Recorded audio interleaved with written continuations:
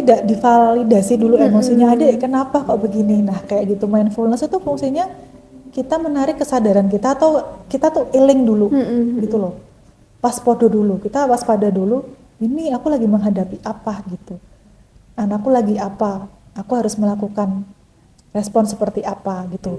Jadi untuk merespon itu ada jaraknya, tidak langsung emosinya yang keluar, tapi kesadarannya dulu, iling dulu gitu, oh anakku lagi kayak gini, aku harus melakukan ini begitu, atau kondisinya begini, saya harus begini begitu. Jadi kesadarannya di momen kini saat ini tuh utuh, bukan badanmu di sini ya kayak orang tua misalkan badannya di sini, anak di sini ngadepin, tapi pikiran kita di tempat lain. Itu kan pasti responnya nggak enak gitu. Komunikasinya akhirnya antara anak dan orang tua tidak nyambung, tidak bisa kayak gimana ya, enak gitu, nggak bisa karena tidak hadir sepenuhnya di saat ini.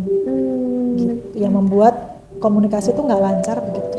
Berarti itu pentingnya menghadirkan kesadaran ya, atau di awareness momen di momen ini, yang mana kesadaran itu juga bagian dari ketika kita tuh bisa mindful atau memberikan jeda sejenak ya ketika menghadapi situasi yang terjadi saat itu. Misalkan ada stimulus yang bikin kita emosi nih dari anak, maka kita coba jeda sejenak untuk nafas dulu.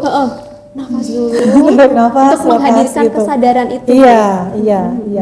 Jadi kalau misalkan mau menyambung tadi, gimana cara menghadirkan kesadaran dengan cara yang simple, ya cukup kembali ke nafas aja, kayak tarik nafas, lepas, tarik nafas, lepas gitu. Bisa dengan zikir juga bisa.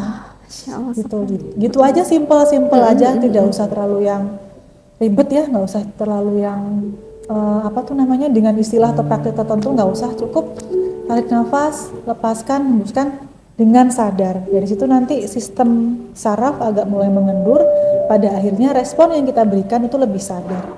Begitu. Insya Allah sekali. Baik, ini pertanyaan terakhir ya Bu ya. Dalam rangka Hari Anak, nah apa nih satu pesan yang ingin Ibu sampaikan kepada para orang tua agar anak-anak itu bisa tumbuh dengan kenangan masa kecil yang hangat dan bahagia? Mungkin ini pesannya merangkum dari berbagai pengalaman saya tentang inner child ya, dan ketemu banyak teman-teman yang mempunyai permasalahan itu ketika dewasa. Saya yakin setiap orang tua itu sayang dan mencintai dan mengasihi anak. Pertanyaannya, anak kita merasa nggak kalau cinta, kasih, dan sayang itu untuk dia gitu. Jadi itu yang harus dipertanyakan, apakah cara kita mendidik, membesarkan, dan mengasuh itu membuat anak kita merasa dicintai, dikasihi, dan disayangi. Karena inti luka atau mungkin inti inner child dan rasa yang dibawa dia atau anak-anak itu saat dewasa itu rasa dicintai, dikasihi, dimengerti oleh orang tua. Di sini saya tidak akan menghakimi, karena pasti orang tua itu semua sayang sama anak dan kasih sayang sama anak. Tapi itu lagi, pastikan cara kita mengasihi, menyayangi, dan mendidik itu membuat anak tetap merasa disayangi dan dicintai. Caranya gimana? Saya kasih tips yang satu lagi yang paling mudah. Ketika anak mungkin lagi marah, lagi sedih, ataupun lagi tantrum, berikan waktu jeda sejenak anak untuk merasakan emosinya sebentar. Habis itu tanya, adik ngerasa apa atau kakak ngerasa apa, bisa nggak cerita sama mama atau sama ayah. Nah dari situ akan membuka tabir gitu kan, membuka hijab, anak juga jadi lebih terbuka, dan kemudian juga memberikan kesehatan secara mental karena emosinya bisa terekspresikan dengan baik. Begitu Mbak. Masya Allah. Terima kasih, semoga membantu.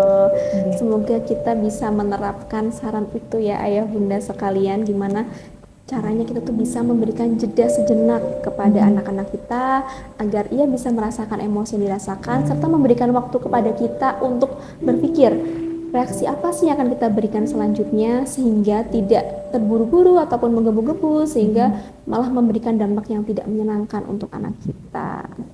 Baik, terima kasih Bu Mada atas jawaban-jawabannya. Terima kasih, semoga bermanfaat. Ya, jadi ayah bunda, tidak ada orang tua yang sempurna dan tidak ada masa kecil yang benar-benar tanpa luka. Namun, ya, sebagai orang tua kita selalu memiliki kesempatan untuk belajar, bertumbuh, dan memberikan pengalaman yang lebih baik lagi kepada anak-anak kita. Nah, di momen ini semoga kita tidak hanya merayakan Hari Anak ya, tapi juga merayakan diri kita sebagai orang tua ya, untuk terus belajar untuk mendengarkan dan hadir untuk anak-anak kita. Terima kasih kepada narasumber kasih. kita Ibu Manda yang Iya, telah luar berkenan biasa, menjawab nggih. pertanyaan-pertanyaan dari Sama-sama, kami. matur nuwun. Terima kasih juga kepada Ayah Bunda yang telah Terima meluangkan kasih. waktu untuk menonton video ini. Terima kasih, sampai jumpa di kesempatan berikutnya. Wassalamualaikum warahmatullahi wabarakatuh.